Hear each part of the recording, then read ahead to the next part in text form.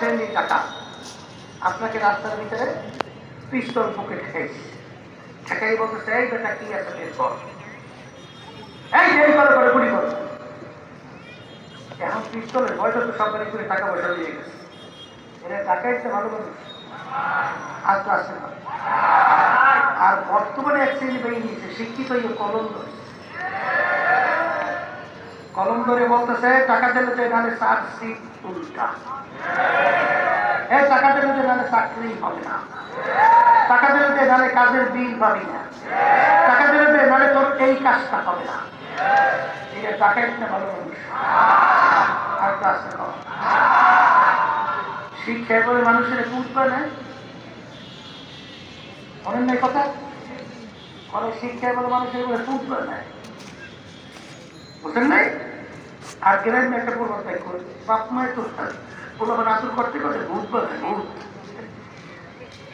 আর শিক্ষা বেলায় কি আমার আপনাদের বলতে ওই যে একটা কথা আছে না, শিক্ষাই জাতির মেরুদণ্ড, জাতির মেরুদণ্ড।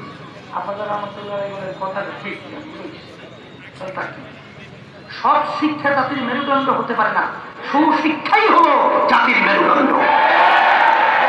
সেই শিক্ষার মাধ্যমে তোমাকে চোর বানায়, সেই শিক্ষার মাধ্যমে তোমাকে ঘুষখোর বানায়, সেই শিক্ষার মাধ্যমে তোমাকে সুদখোর বানায়, সেই শিক্ষার মাধ্যমে কর্মের মাধ্যমে নির্দোষ মানুষকে জীবনকে জেলে দিতে ধ্বংস করে, ওরা শিক্ষা হতে পারে না।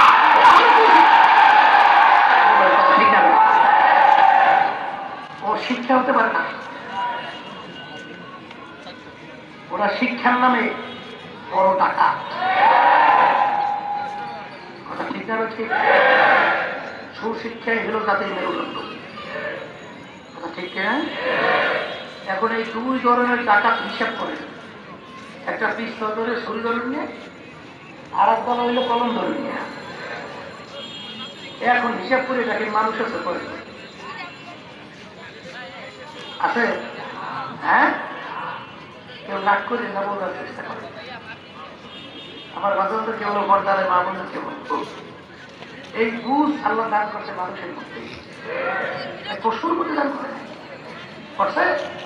আজকে আমাকে একজন বলতেছিল, হুজুর একটা আশ্চর্য কাহিনী দেখলাম, বলে কি ফিলিস্তিন বাচ্চাগুলো, আমার মারা, আমার বোনরা, আমার ভাইয়া, আমার মুরব্বী না খাইয়া অনাহারে অর্ধাহারে পানির পিপাসায় ঘাস পর্যন্ত বলতে বলে,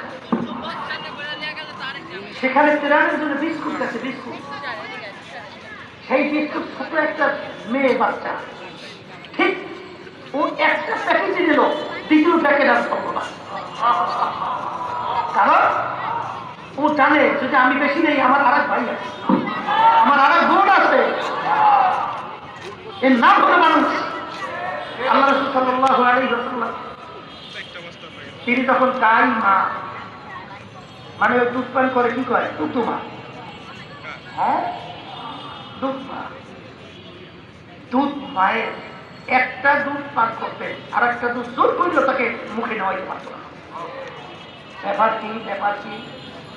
ব্যাপার হইল তার সহতার ভাই আছে, আমি যদি দুধ পান করি আমার ভাই কি খাবে? এর নাম হলো মানুষ, এর নাম হলো ইনসাফ। আর আল্লাহ রাসূল সাল্লাল্লাহু আলাইহি ওয়াসাল্লাম তাকে আল্লাহ পাঠাইছিল এই ইনসাফ রক্ষার জন্য। ওমা আরসালনাকা ইল্লা রাহমাতাল লিল আলামিন। মুসলমান